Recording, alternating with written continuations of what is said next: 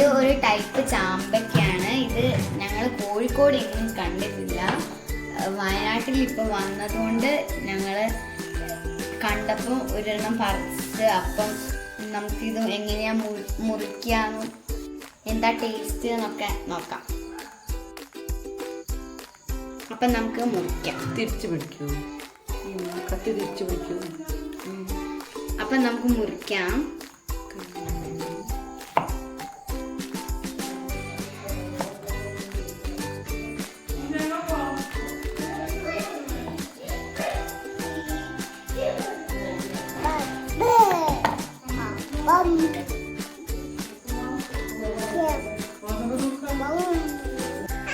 അപ്പൊ നമുക്ക് ടേസ്റ്റ് ചെയ്ത് നോക്കാം.